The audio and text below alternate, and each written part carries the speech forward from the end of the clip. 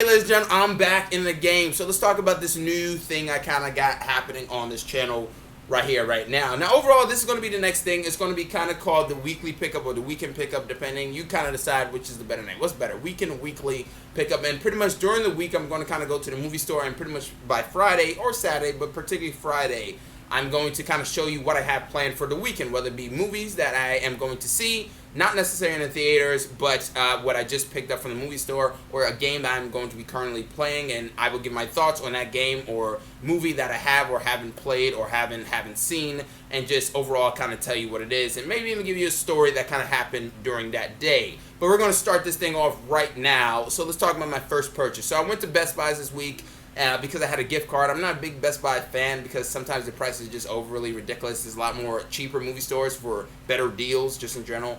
But somebody gave me a $25 gift card. I checked it out. I saw what was there. And then the first purchase I saw was because I'm a big fan of this TV show, which you actually might not know until now, and that is 24 Season 8. Now, I didn't just randomly grab Season 8 out of nowhere. I was actually started to watch 24 maybe about 2 years ago, and I really became a fan of it. I wasn't a fan of it in my younger days. I thought it was kind of like, it's kind of boring for the most part. But I really got into it, and I became a huge fan of Kiefer Sutherland. And honestly, I am telling this right now, 24 and probably The Shield are probably my two favorite shows just in general.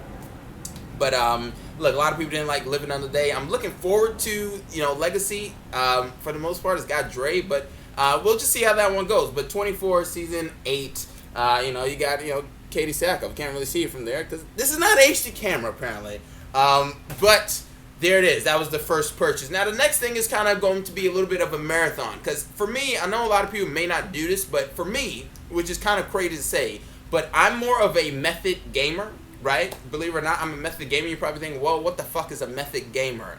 A method gamer, for me at least, just in general, is a gamer that kind of likes to get more into gaming, the game that he's kind of playing currently, by watching certain movies to really get him into the mode, to get him into character, to get him into the world. It sounds crazy, but there are actually a couple of people that actually do it. Now, the first game, right, that I got this week, and this was not from Best Buy, but this was actually from GameStop, and I'm going to be returning in about a week because the price is just ridiculous there. It's pretty much Mad Max, right, the game for Xbox One. I'm not an Xbox One guy or PS4 guy. The last time I played Mad Max, this is the second time I'm playing it.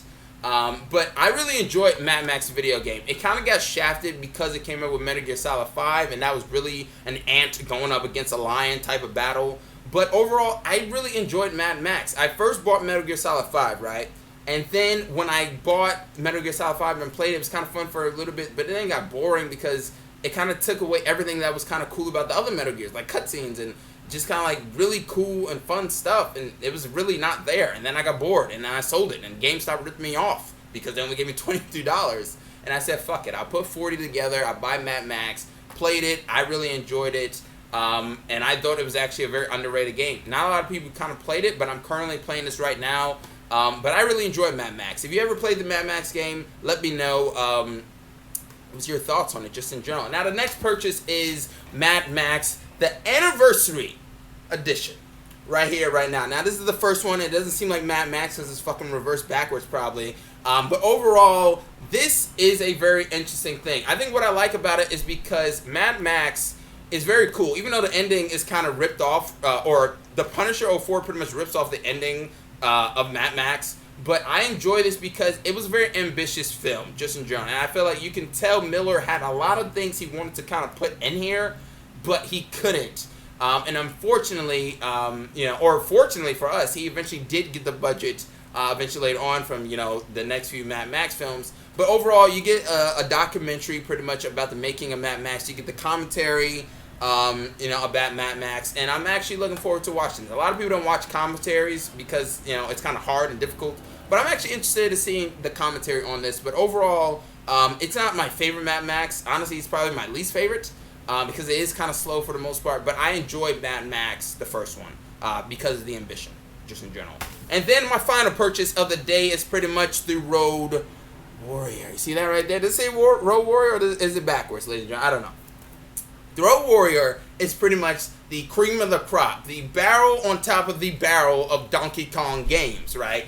This thing is just a fantastic movie. It's short, it's sweet, it's fast, it's badass, it's cool.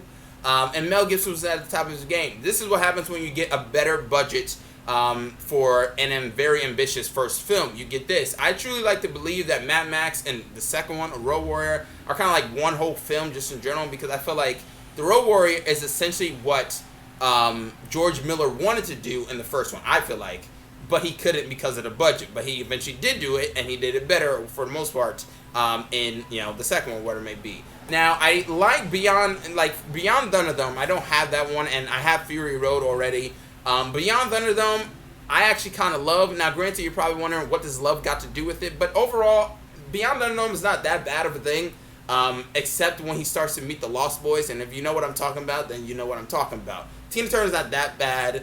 There's more good than bad. I think I liked the kids because they tried to, at least the way I see it, they tried to build up his legend to spread the word of Max. But I liked it. It wasn't the best. It's a little dragging.